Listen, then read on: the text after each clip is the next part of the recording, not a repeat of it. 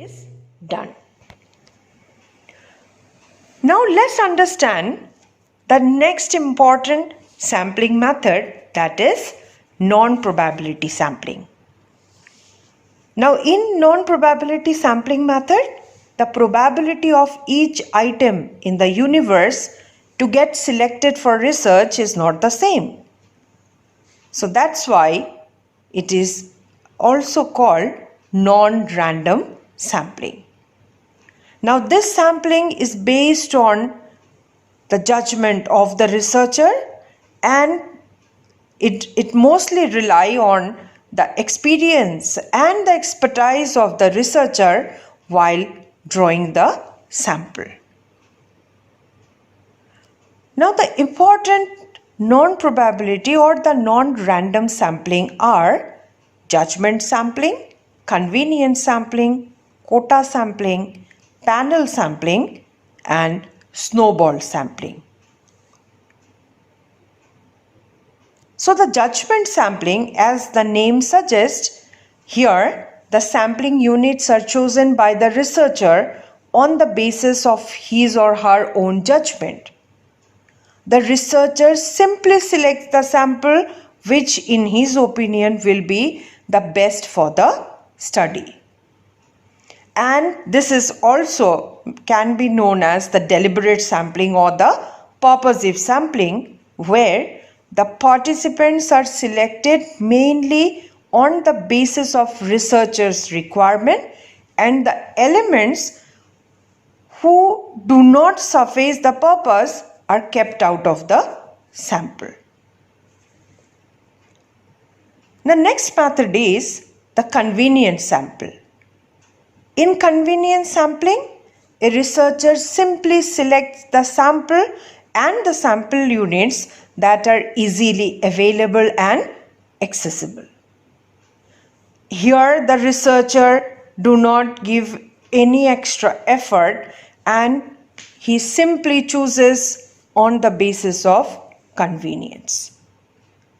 So in this method, it depends on the ease of access to subjects which are serving. Suppose can be a customers at a mall or a passerby on a busy street can be the sample in this case.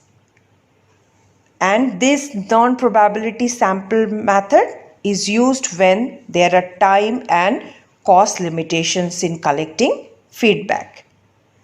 And so here in the situations where the resource limitations are there, or even in the initial stage of any research, the convenience sampling is mostly used.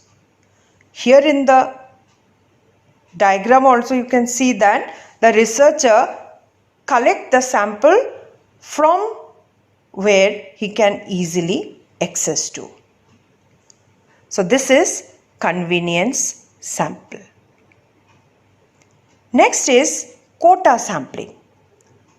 So in this method of sampling, quota in the form of reservation or the percentage are established from different classes of population, may be on the basis of age, gender, nationality or any other characteristics. And a sample is then drawn on the basis of these quotas. So the selection of members in this sampling method usually are preset standards.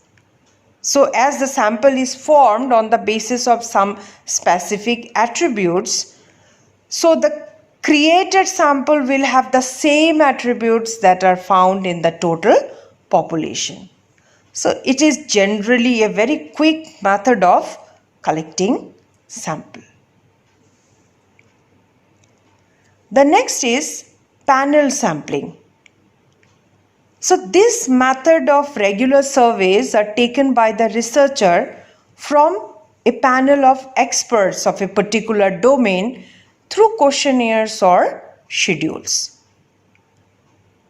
So in this method of panel sampling, the first selecting a group of participants through a random sample method and then asking the group of potential information several times over a period of time.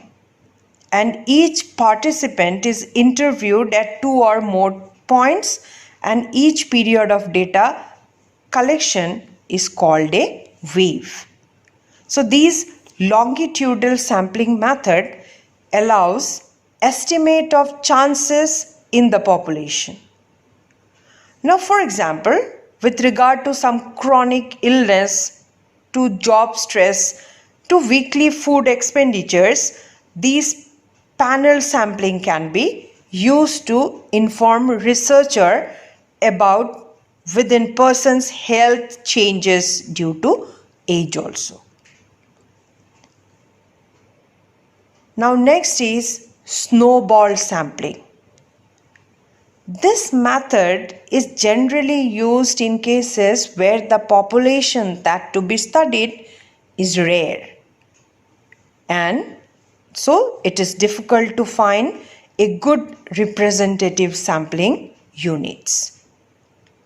So in this method, the researcher initially selects a sample, can be a doctor or a musician or a cancer patient depending upon the study that is needed to be done, and based on his judgment, and then starts taking further sample on the basis of the direction or the advice or the referral provided by the first sampling unit. So the researcher starts by interviewing one person or a small group of people and then asks them for references. And he then collects the data from the suggested people, and this chain continues until an adequate sample is collected.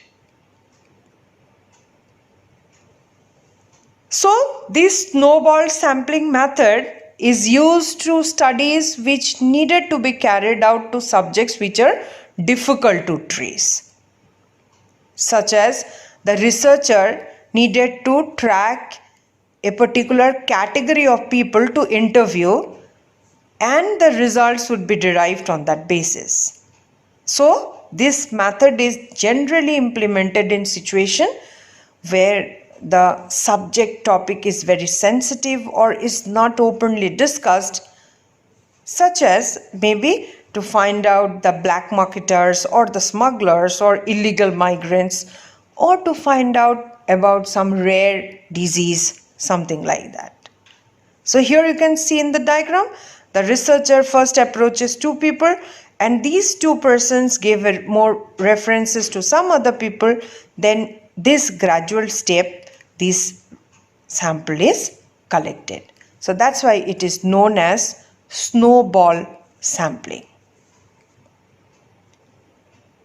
So these are the different important probability sampling methods and non-probability sampling methods.